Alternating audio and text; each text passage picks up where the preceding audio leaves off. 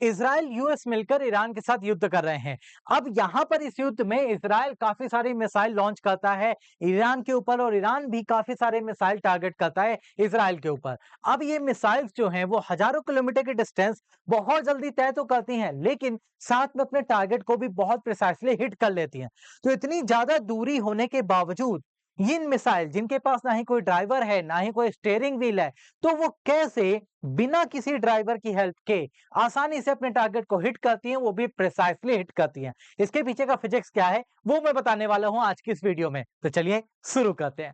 तो यहाँ पर जो कॉन्सेप्ट है वो काम करता है फिजिक्स और साथ में स्मार्ट टेक्नोलॉजी। ये दोनों मिलकर इस मिसाइल को वो सारी शक्तियां देते हैं जिससे वो अपने टारगेट को चाहे वो कितनी ही दूर क्यों ना हो आसानी से हिट कर लेता है, वो भी प्रिसाइज लोकेशन को मैप करते हुए। तो एक्चुअल में यहाँ पर 3 स्टेप प्रोसेस काम करता है जिसको हम बहुत आसान सी भाषा में समझने वाले हैं, बहुत ज्यादा डीप आपको नहीं ले जाऊंगा। यहाँ पर जो 3 स्टेप प्रोसेस है, सबसे पहला प्रोसेस है वो है मिसाइल का लॉन्च। और लॉन्च होता है न्यूटन थर्ड लॉ को फॉलो करते हुए, जो कि कहता है every action has equal and opposite reaction. हर क्रिया की एक प्रतिक्रिया जरूर होगी, न्यूटन थर्ड लॉ आप सबने स्कूल में पढ़ा है। तो वो कहता है कि जब मिसाइल लॉन्च की जाती है ना, तो मिसाइल के इंजन से high amount of gases release होती हैं जो कि हाई प्रेशर के साथ बाहर निकलती हैं। अब ये तो हो गया एक्शन। अब इसका रिएक्शन क्या होता है कि मिसाइल लॉन्च कर दी जाती है और हाई थ्रस्ट उसे मिलता है जिससे वो बहुत तेजी से ऊपर उठ जाती है। अब इस केस में जो स्पीड मिलती है मिसाइल को इस गैस के प्रेशर की वजह से, वो होती है मैक स्पीड। मैक स्पीड का मतलब साउंड की स्पीड से काफी ज्यादा। आपकी जो मिसाइल की स्पीड होगी वो साउंड से काफी ज्यादा होगी। मैक 1 2 3 4 की रेंज में वो चलती है। अब मैक बहुत बढ़ जाता है तो वो हाइपरसोनिक मिसाइल बन जाती हैं। हम उनकी बात नेक्स्ट वीडियो में करेंगे। अभी जिन मिसाइल्स की मैं बात कर रहा हूं वो है बैलिस्टिक मिसाइल्स। तो ये बैलिस्टिक मिसाइल्स और हाइपरसोनिक का डिफरेंस अगर जानना है तो जल्दी से अभी कमेंट करो कि सर हाँ जानना है, तो मैं उसका वीडियो भी आपको प्रोवाइड कराऊंगा। फिलहाल वापस आते हैं। न्यूटन थर्ड लॉ ये कहता है कि भाई हमने मिसाइल तो लॉन्च कर दी, अब मिसाइल को अपने टारगेट तक जाना है। उसके लिए वो फॉलो करता है प्रोजेक्टाइल मोशन। प्रोजेक्टाइल मोशन, यहां से मिसाइल निकला, अब अपने टारगेट की तरफ भागा, कर्व्ड पाथ वो यूज करता है।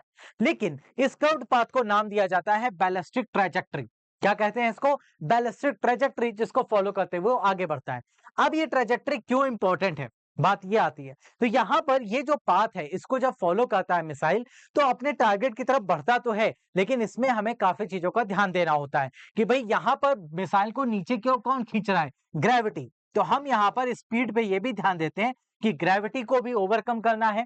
ग्रेविटी को उतना ही बढ़ने देना है जिससे मिसाइल अपने टारगेट के पास नीचे आए, रास्ते में ना तुरंत नीचे आ जाए। इसके अलावा एयर ड्रैग को भी कंट्रोल करना होता है। एयर ड्रैग को भी वो कंट्रोल करती है, अपनी स्पीड मेंटेन करके रखती है और साथ में अपनी डायरेक्शन का भी ध्यान रखती है। ये सारा काम प्रोजेक्टाइल मोशन वाले वे में हो रहा होता है, सेकंड स्टेप में हो रहा होता है। अब बात आती है थर्ड स्टेप की, जहां पर इस फिजिक्स का पूरी तरीके से मदद करने के लिए आ जाती है स्मार्ट टेक्नोलॉजी।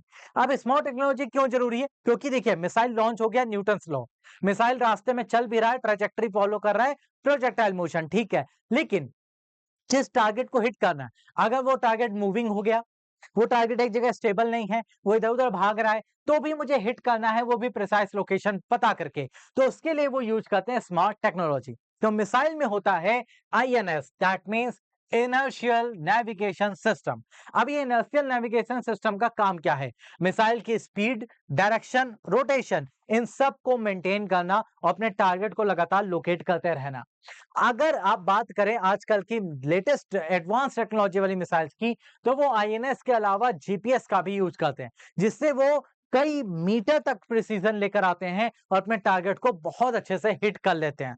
तो इस तरह से स्मार्ट टेक्नोलॉजी का काम है स्पीड, डायरेक्शन, रोटेशन, इस सबको कंट्रोल करना, मिसाइल को लगातार मिसाइल को गाइड करते रहना कि भाई ये तुम्हारा टारगेट है, अगर ये मूविंग है तो भी मैं उस टारगेट को लगातार ऑब्जर्व करती रहूंगी और तुम्हें बताती रहूंगी जिससे तुम आसानी से उसे हिट कर दो। लास्ट और फोर्थ स्टेप यहां पर आता है, जब मिसाइल अपने टारगेट के पास पहुंच जाती है तो उस केस में क्या होता है? तब मिसाइल एक और स्मार्ट टेक्नोलॉजी का यूज करती है जिसे कहते हैं टर्मिनल गाइडेंस सिस्टम, टीजीएस। अब ये टीजीएस क्या कहता है? अपने टारगेट को लॉक करता है तुरंत।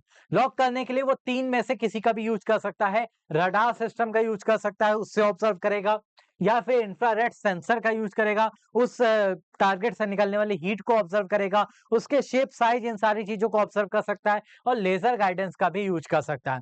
तो इस तरह से इनमें से किसी भी एक का यूज करके वो अपने टीजीएस सिस्टम को एक्टिवेट करता है, टारगेट को लॉक करता है और जैसे ही टारगेट लॉक हुआ, हिट, ब्लास्ट। तो इस तरह से एक मिसाइल काम करती है, जो कि जनरली मैंने आपको कॉन्सेप्ट बताया बैलिस्टिक मिसाइल्स का। इस तरह से वो कई हजार किलोमीटर तक आसानी से अपने टारगेट को हिट कर सकती हैं। अब इसके अलावा जो हाइपरसोनिक मिसाइल्स होती हैं, वो इनसे थोड़ा-सा डिफरेंट काम करती हैं। वो इतनी ज़्यादा हाइट पर नहीं जाती, वो रडार में ऑब्जर्व में भी नहीं होती और ईरान ने काफ़ी बार ये कहा है कि मेरे पास अभी वो शक्तियाँ हैं जो मैंने निकाली नहीं है और हाइपरसोनिक मिसाइल अगर मैंने निकाल दी, तो तबाही बहुत ज़्यादा हो सकती है। तो क्या है हाइपरसोनिक मिसाइल? कैसे काम करती है? क्या स्पीड है? क्यों उसे ऑब्जर्व करना इतना टफ लगता है? और इसके अलावा क्या यूएस के पास इसका कोई तोड़ है? क्या B2 बॉम्बर हाइपरसोनिक फॉर्म में आता है? इन सारे सवालों के जवाब अगर आपको चाहिए तो कमेंट करके जल्दी से बताइए, हम इस पर भी आपको एक वीडियो जरूर प्रोवाइड कराएंगे। तो आई होप आपको ये वीडियो पसंद आया होगा।